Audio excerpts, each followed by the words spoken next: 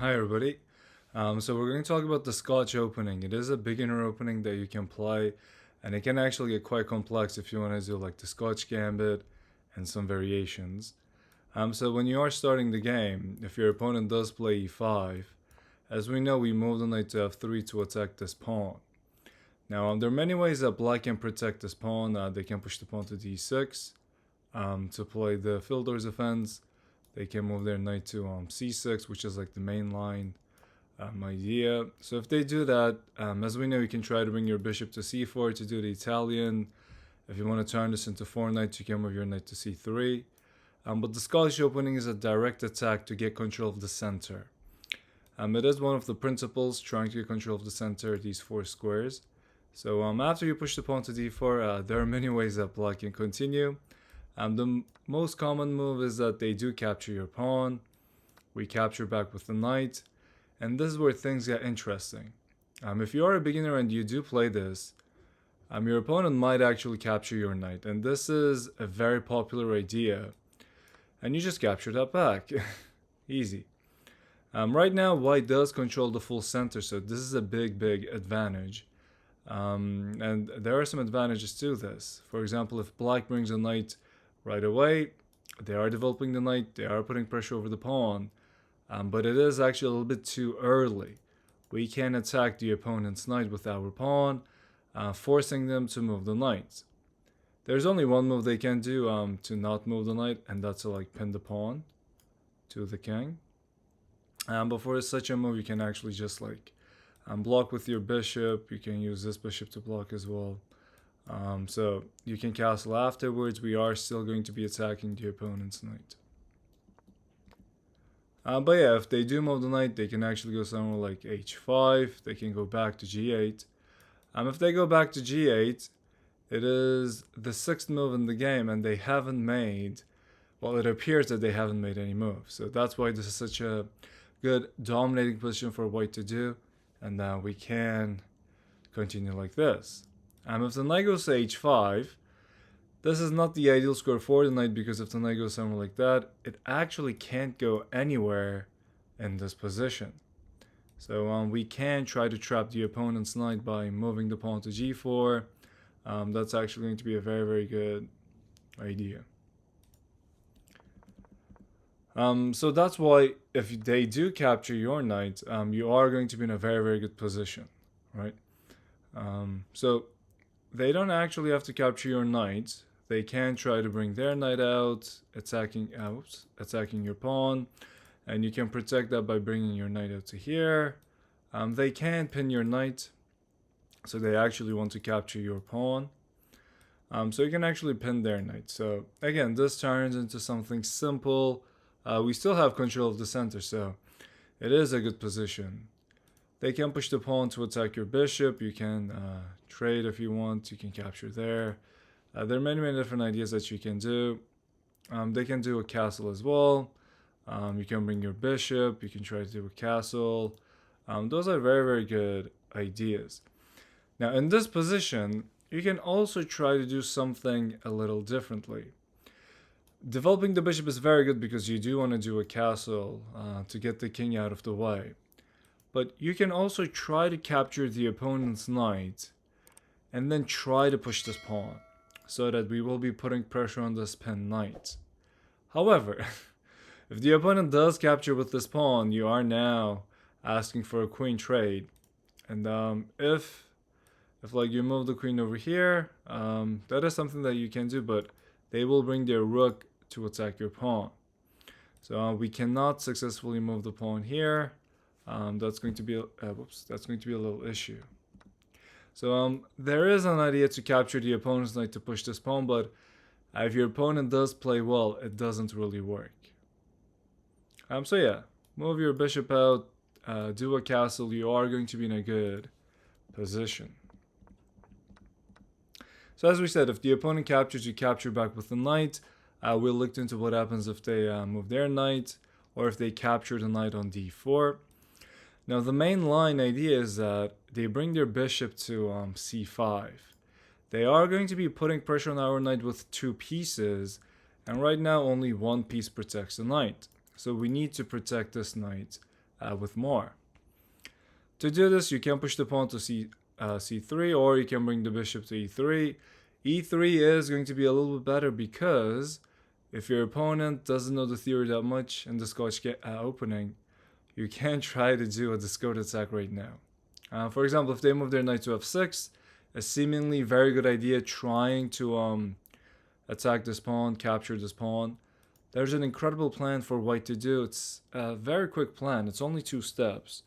But white will be winning a minor piece. So if you want, you can pause the video, think about it, and I'll show it in a second. Alright, so the idea is that we are going to use this diagonal to our advantage. The opponent's bishop on c5 is a hanging piece. So what we can do is we can capture the opponent's knight, and we're also attacking the opponent's queen. So they have to capture the knight, maybe with the b pawn or the d pawn. And then you can capture the opponent's pawn, just like that. Excuse me, opponent's bishop. So we are going to be winning a minor piece, just like this. So typically, after we bring the bishop, if they know the theory, they will bring the queen to f6. This is the best move. They are going to be putting pressure with 3 pieces to our knight. Of course, at any time, if they capture your knight, you capture back. And then this turns into the same thing. If they develop the knight, you can push this pawn. And then we are playing in the same exact way. We did trade off a little pieces, but it's fine. So yeah, if they do bring the queen to here, now this trick doesn't work, because if we do this, they can capture us with the queen. But more importantly, there is a better move for black. Black can actually capture our own bishop instead of capturing this knight. And now they are threatening a checkmate idea from f2. So in order to prevent this, you are going to capture the bishop back, and then they will capture this knight back.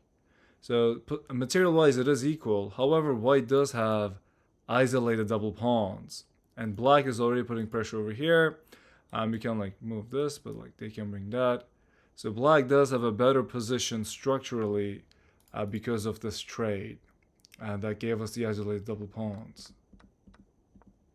So that's why if the queen goes to f6, they are putting pressure over this knight. So you are going to move your pawn to c3, and then again, if they capture, you can capture back. But if they don't, if they like develop, you're also going to play simply after this. You can develop your bishop, try to do a castle later on, and the game will continue that way.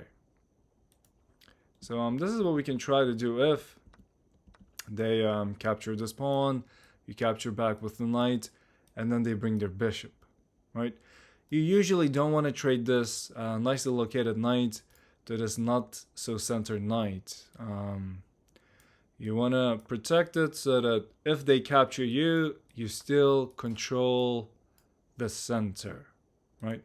That is why we try to put our pieces towards the middle to get control like that. Now, another option is that after you push the pawn to d4, the opponent doesn't capture you. Maybe they will push their pawn to here to protect this pawn. If they do such a move, of course, you can capture this, but it goes to the same idea. If you do capture that and like they capture back with this pawn, you are giving them, again, a piece of the center. But we want to get full control of the center, so you are going to maintain the pressure. You want them to capture you, so you capture back, and they don't have that center pawn anymore. That is what we want to do.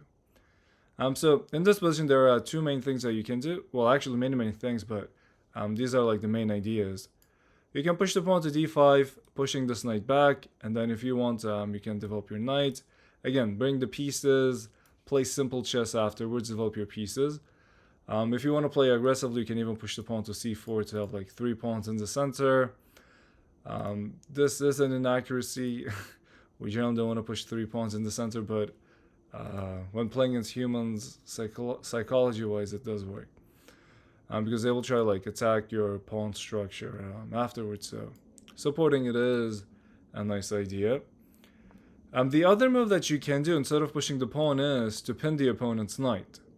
Again, if they don't realize this, what you want to do next. And they do this assumingly good move to put pressure on your pawn. You can technically put pressure on this pin knight, and we do want to win this knight.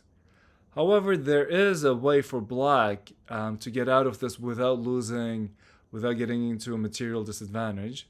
If you want, you can pause the video to think about it. Alright, so the answer isn't bishop d7, because if they just go there, you just capture that knight. And we are getting a knight for the price of a pawn. That's very good for white. The answer is going to be a pawn to a6.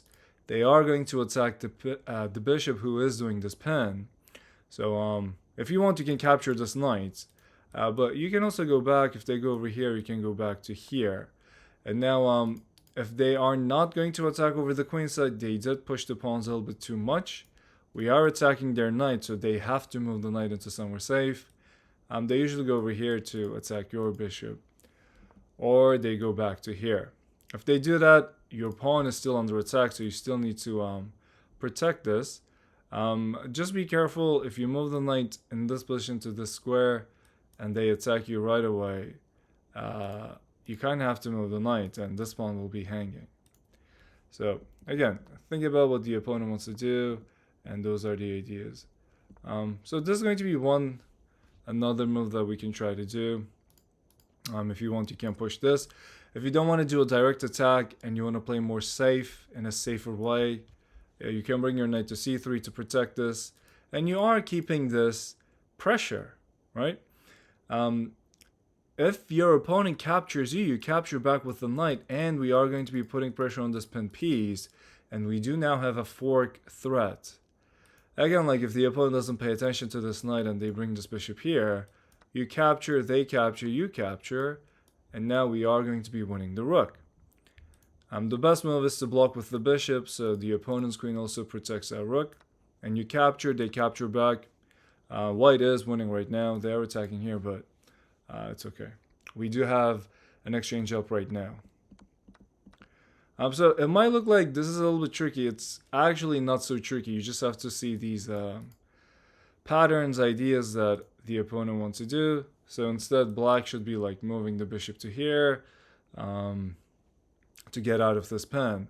But again, you don't have to necessarily capture the opponent's piece. You can actually do a castle instead. At any time, if they capture you, you can capture back. If you want, you can first capture the opponent's bishop, and then after they capture, you can capture back. It's up to you. You can do something like that. You can capture this. If they capture, you can bring your knight. This is also fine. In the future, you can try to like make a pawn push, bring your bishop, use the rooks towards the center, and we will try to attack in this way. So these are the main ideas in the Scotch opening that I recommend for people to think about when you are playing. It is a very practical opening. There's not too many memorizations you have to do. It is pretty straightforward. You are attacking the center to get that advantage. And if your opponent doesn't know how to play it, there are some tricky stuff that you can try to do against black. If you enjoyed the video, please like and subscribe. We do have an affiliate link in the description for chess.com. If you do click it, it does help us. I'll see you guys in the next one. Bye.